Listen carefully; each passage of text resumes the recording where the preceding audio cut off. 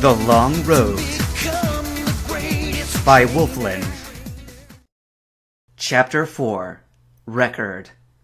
Pokemon Trainer's Handbook, Tip number 23. The world of Pokemon is full of mystery. Always be on the lookout for anything out of the ordinary. You never know what you might find. Oh, you're telling me you don't like sand now, too? Steven's voice was muffled by the bandana he wore across his face, but the little Aron at his feet heard him loud and clear. Unfazed by the amused gleam in his trainer's eyes, Aron huffed and grumbled as it trudged along through the shifting sand of Route 111. And you seemed so excited when I mentioned we'd be coming to the desert. Steven stepped around so that his body shielded Aron from the wind-driven sand. It'll be more comfortable if you travel inside your ball. But the stubborn Aron only gave its trainer a narrow glance as he tipped his head to the side, dumping out the sand he had accumulated in the openings of his armor. Ever since leaving Dewford, the newest addition to Steven's team refused to remain in his Pokeball, opting to be by Steven's side at all times, only making an exception when it rained. Secretly, Steven wondered how he'd managed to come across the most overprotective Aron in Hoenn, but at the same time, he was grateful. Otherwise, his journey might have come to an untimely end in Dewford.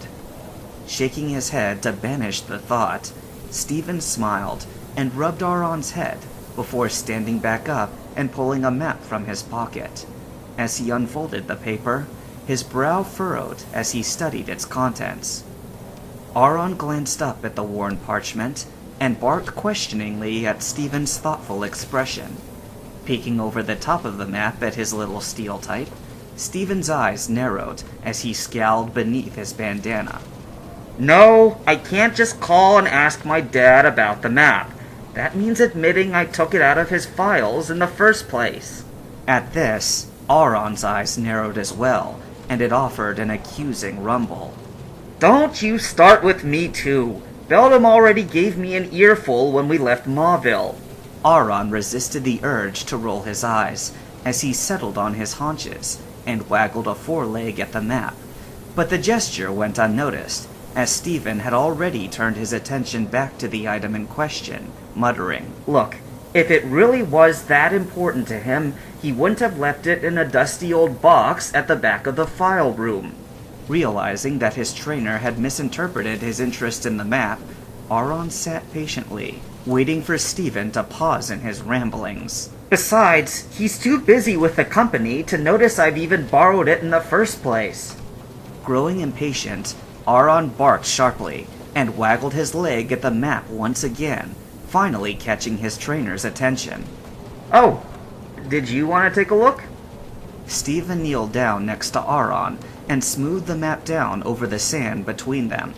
Aron pinned the corner down with its leg to combat the desert wind, and the two peered at the map together. With his finger, Steven traced over the faded lines as he relayed a working theory to his partner. It's not labeled, but I believe this map is from one of my father's fossil excavating expeditions he's told me about before. See these blue shaded areas? I think these indicate where shallow seas may have existed in prehistoric times, and that means this desert could be filled with undiscovered Pokemon fossils. Aron nodded eagerly, following Steven's finger as he continued. There's plenty of ancient shoreline we could search, but these two spots? He tapped two circles of red pen. These are where we're headed. Blinking, Aron glanced at the two spots located at opposite ends of the map, and then glanced up at the desert landscape around them. He studied their surroundings for only a moment before nosing the northernmost circle with his snout. You guessed it. We're heading towards that mark first. Based on my father's notes, it seems like he thoroughly explored the spot to the south of the original expedition. For whatever reason, it looks like he never made it to this one in the north, so it's up to us to find what he was looking for instead. Aron barked an enthusiastic reply as Steven stood back up and pocketed the map. Adjusting his bandana, he turned to continue on their trek, but stopped when he noticed Auron had not followed along. Auron? But the little steel type didn't respond. Auron sat stock still, with his gaze locked on the landscape behind them. Steven felt a small prickle run down the back of his neck. His Pokemon's guarded reaction wasn't wholly unusual, given the number of times it already had taken fending off wild Pokemon that approached the duo. But what had set Steven's nerves on edge was how quiet Auron remained, staring silently into the hazy desert landscape at nothing, as far as Steven could see. Hey, Auron? Steven gently prodded. Come on, we have to get moving. We've got to cover a bit more ground before we can set up camp for the night. Auron sat frozen for only a moment longer, before it forfeited its staring contest with the dunes and dutifully trotted back to Steven's side.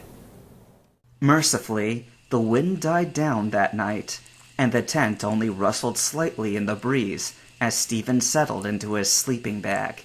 In the dim light of his headlamp, he caught sight of Auron sitting attentively at the door of the tent.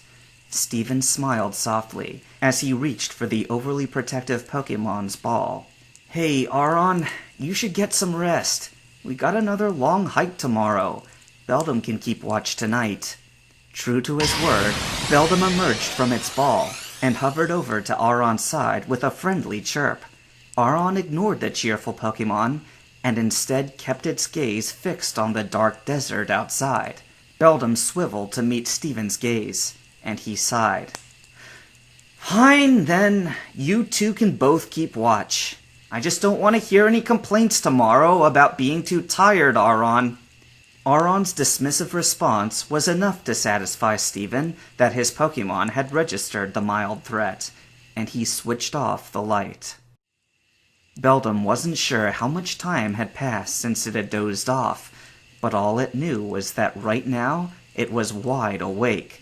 A strong psychic aura had roused it from its slumber, and whatever was emanating that aura was close. Slowly rising from the sand, Beldum didn't dare make a sound as it hovered towards the tent opening to peer into the darkness outside. There was nothing visible at first glance, but a low breath and a quiet growl from Beldum's side told it that Auron was awake and had sensed this presence too.